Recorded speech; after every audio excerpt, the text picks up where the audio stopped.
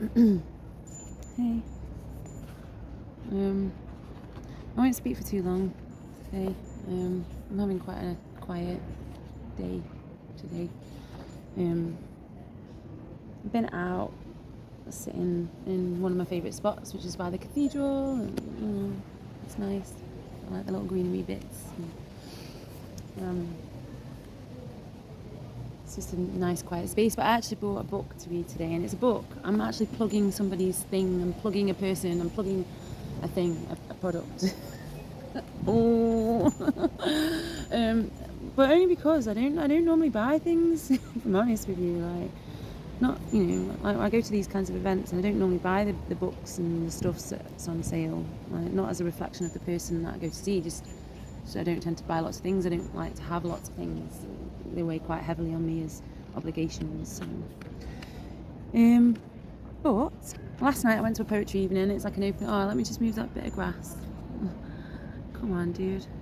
There you go. Let's put you behind there. There you go. Yeah, I went to a poetry evening last night. It was really nice. I went on a whim. I had no idea what the guy was going to be reading about, what his poetry was going to be about.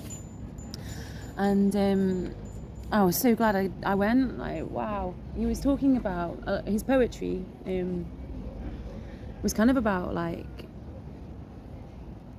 mental wellness and achieving that through appreciation of Gaia, through appreciation of our planet, through appreciation of nature around us, our environment, looking after it. You can't look after yourself if you're not looking after the environment that you're in, and vice versa. You can't look after the environment you're in if you're not looking after yourself.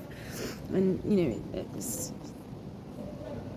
his poetry was, it was not just the ramblings of someone writing words on paper. This was, a man that knew Gaia, knew self through Gaia, knew Gaia through self and the universe, and knew everything's and just the wows. And so I came out today and I bought the book, and I can't really say the thing. It's Solastalgia, I think. Solastalgia, and it's a word. I'll read it to you. It is a word that means... it describes the existential dread we face when our impact on the natural world comes starkly into focus.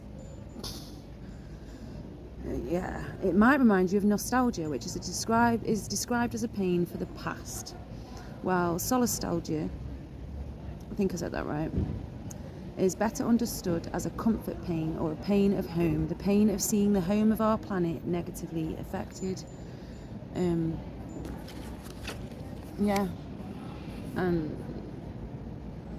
just wow. So there's the book.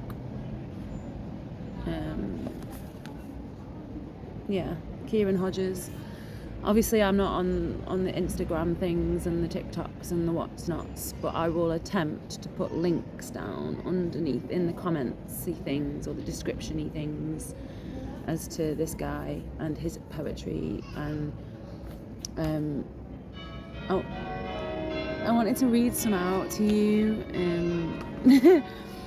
Just nothing too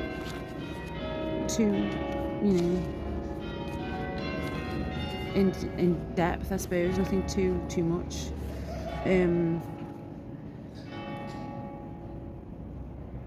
But this was beautiful. This, wow. This was one of the ones that just made me like, wow. I'm going to read you two of his poems, and then I'm going to crack on with the rest of them. This is called Collective Body, Flesh of the Earth. I want a body that we can live in, with earthen muscle and fungal synapse. I want an unborderable body.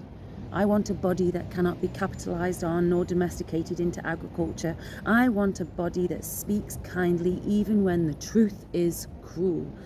I want a body with landscape for organs that pumps photosynthetic, that couldn't cross a tipping point even if it wanted to. I want a green body. I want a body that isn't afraid to recognize itself in volcanoes and storms, that plays beautiful music on the finely tuned strings of its ecology. I want a body that challenges what it means to love and be loved, that displays a million different ways to it until we laugh at the smallness of what we had before. I want a body solid as a tectonic plate that people would gather and legislate for. I want a body beyond sustainable, an organic, free-range, old-growth body, an unminable body. I want a body that fruits whatever I need when I need it. A body with no waste, no spoil or burden. A bodyscape that makes poets write about the homes they can never return to. I want our body, the collective body, flesh of the earth. I want a body with a future long enough for it to die of natural causes. Wow. Yeah, wow. And there's this one, which is quite a long one, and it's funny, but I'm going to quickly read you this one. And I don't know if anybody else has done this, but I've definitely done this. It's called hand washing, and I'm standing in the middle of the office bathroom. The fluorescent lights burn away any shade into clean corporate concision. I am paralysed in its glare, hands dripping soapy water onto the floor that an underpaid cleaner will have to sort later today. Paper towel or machine, paper towel or machine. My instinct says machine because the paper towel was part of a tree once. But then again, I don't know who supplies the building's energy, and could using the machine be worse? What if the paper towels are made from recycled materials? A bead of sweat crawls down my temple as my hands melt onto the lino floor. I resigned myself to flapping my hands dry, listening intently for approaching footsteps, wondering if I'm actually as crazy as I look. I love that. Actually, I just tend to wipe them on my clothes like this. I won't bother with either of them. But yeah, I definitely do that.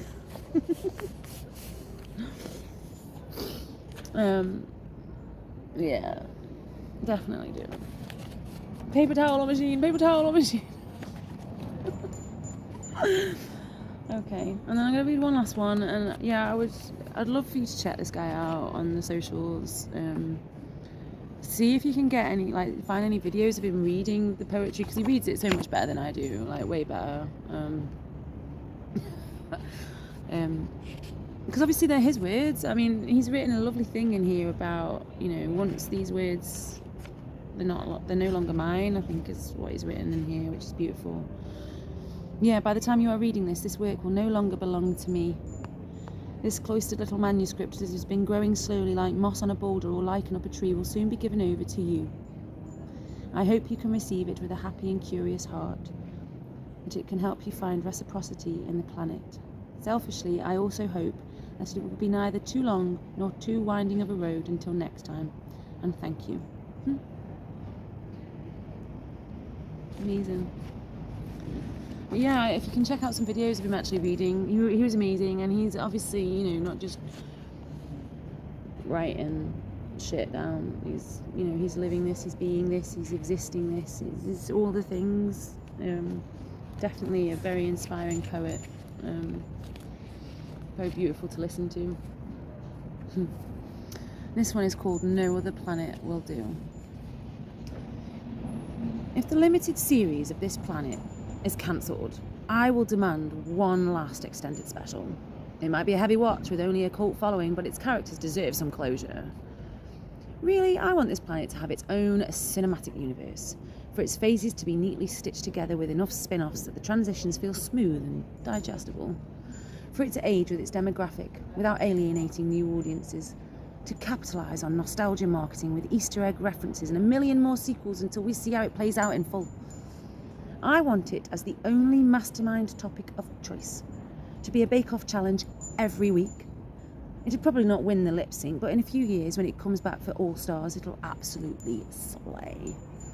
I would watch the live-streamed trial of those responsible for centuries of its abuse, our testimony exposing its roots in the invention of racism, the ravages of empire, through the insistence of patriarchy into the exhaustion of capitalism. I want us to be as excited about it as Bitcoin or AI, but with less risk of apocalypse. I want its name on my ballot, invited to all the talk shows and on the carpet of the Met Ball. I want it to be the theme of the Met Ball. It'll win Oscars in every category, and I want it on every unskippable YouTube advert. I would whitelist this planet in a flash. I want to unmute our WhatsApp threads. I want it to Zoom call me without prior scheduling. I want it next day, free delivery. I don't care about the refund policy because I won't be needing it. I want trending stories of rich men throwing money at it. I want a kind of migrant crisis in reverse where the land welcomes home in tender arms all its children displaced by climate change. I want theme parks and studio tours. I want every eco-critic cancelled. An Instagram filter to show me what a healthy planet looks like. I want to direct debit her every month. I want these poems to be more than epitaph, for each of them to be more than a vitrine, but a postscript at the exit of the museum, something hopeful, optimistic, that talks about what's going on now, assuring me it's still alive and relevant, that there's somewhere out there I can touch. I want this planet, only this planet. No other planet will do. Yeah, beautiful. He's definitely given me some beautiful words to read today. And he puts lots of science in his thing. It was really cool the way he did his performance. His performance was amazing. I was blown away. Very glad that I went out on the spur of the moment. Yeah, and check out his things. I'll do the thing, and yeah, plug in. There you go. He even signed it for me. How sweet was that? Look at that. Oh. Yes, I did just fold the book back because that's what I like to do. Mainly because his email's on the back and I didn't want to show you his email. Anyway, thank you. Thank you for listening. I hope you enjoyed.